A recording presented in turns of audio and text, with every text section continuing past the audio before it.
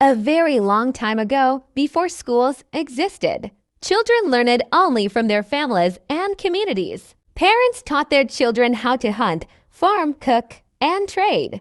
Elders taught through stories, songs, and traditions, passing down wisdom from one generation to the next. But as villages grew into cities, and cities became great kingdoms, people realized something important. Knowledge could no longer stay only in homes. It needed to be taught in a special place where children could learn together. That was how the very first schools began. The earliest known school started in ancient Mesopotamia around 2000 BC. It was called the Edaba, which means tablet house. The name came from the clay tablets students used to write on. Since paper did not exist yet, boys from wealthy families sat in rows, holding sharp sticks called styluses, and carefully pressed symbols into wet clay. They studied writing, reading, and mathematics. Their teachers were strict, and students had to copy the same signs over and over until they were perfect.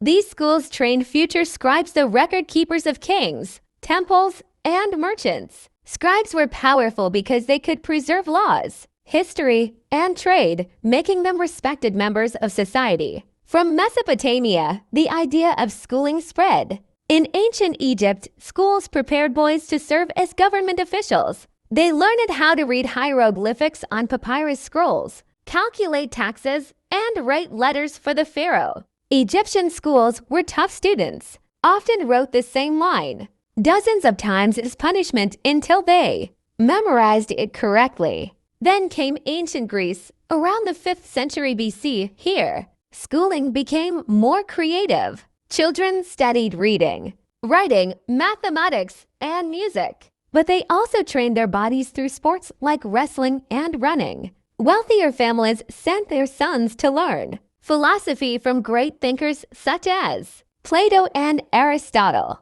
Plato even started a famous school called the Academy, where students discussed questions like, what is justice? What makes a good life? Greek education planted the seed for critical thinking and democracy. When the Roman Empire rose, they borrowed many Greek ideas. Roman schools focused on Latin, literature, law, and public speaking. Boys learned how to argue in front of crowds, preparing to become leaders, soldiers, or senators. Roman schools spread across Europe, leaving behind a lasting influence. After Rome fell, during the Middle Ages, schools were mostly run by the church. Monks and priests taught students inside monasteries and cathedrals. The main subjects were reading, writing, and religious studies. Most ordinary children, especially girls, still did not attend school. Instead, they worked on farms or learned trades from their parents.